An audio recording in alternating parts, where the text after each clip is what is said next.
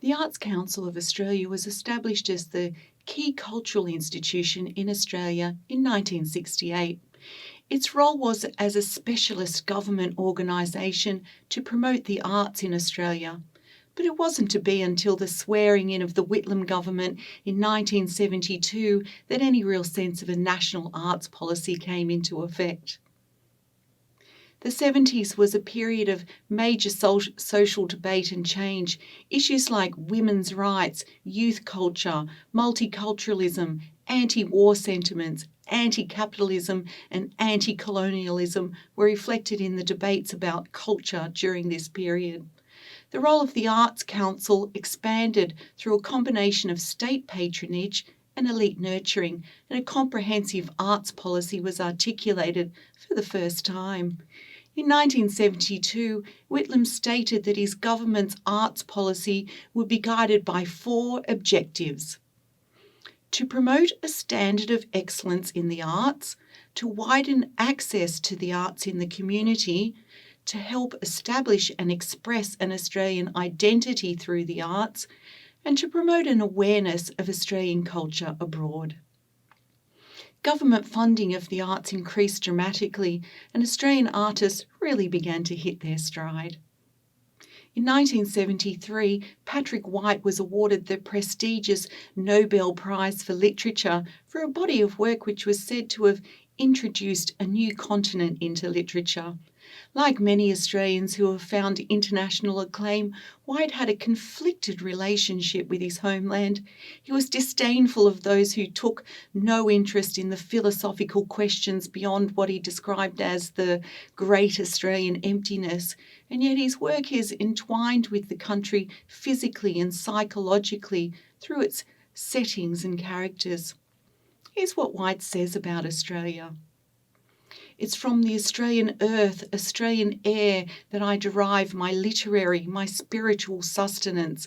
Even at its most hateful, Australia is necessary to me. The Whitlam government saw the production of local film and television as an important part of the expression of a mature, independent Australian cultural identity. Increased support for local actors, filmmakers and producers was provided through increasing the minimum Australian content requirements for commercial television networks.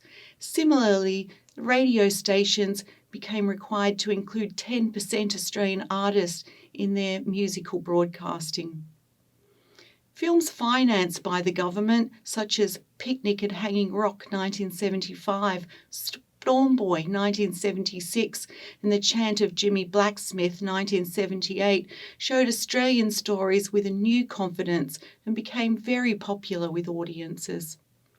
David Williams's play Don's Party initiated a new era of Australian theatre, and Barry Humphrey's alter ego Dame Edna, seen here, taught Australians to laugh at themselves and showed that they had the confidence to do so. Dame Edna became an internationally acclaimed housewife superstar. There was no stopping her. As Australian artists and writers found their groove, the mass exodus of creative talent to overseas cultural meccas began to slow down. A cultural career started to become a reality in Australia. Even so, the funding strategies used saw the largest share of funding going to large organisations, while individual artists competed for smaller grants.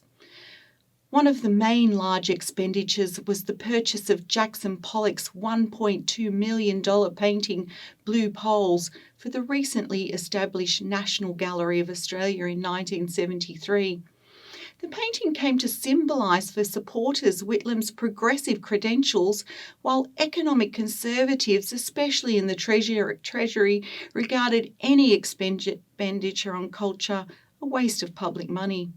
I guess it's a moot point now, given it is estimated to be worth $350 million, but at the time it showed the stark difference in ideas about the elite world of fine art and what the ordinary punter sees as good value for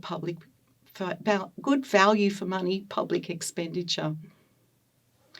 While it has gone through many restructures and reformulations over the years, the Australia Council has stuck to its essential mission of championing Australian arts, both at home and abroad, investing in the arts and ensuring it is accessible to all Australians.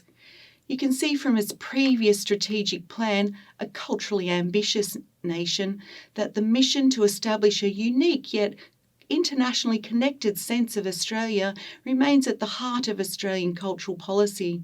It's about the enduring culture of Australia's First Nations, the diversity of multiculturalism, and how a sense of nationhood can be built through art.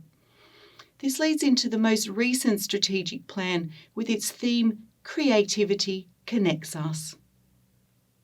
According to the Australia Council, the shared stories of millions of diverse peoples who now call Australia home promote mutual understanding and respect and connect us to a global community.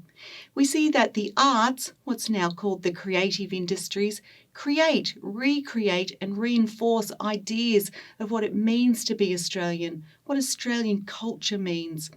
Seeing ourselves in the stories being told about Australia help define and mediate who we are, what we believe in, what we value, and what we aspire to.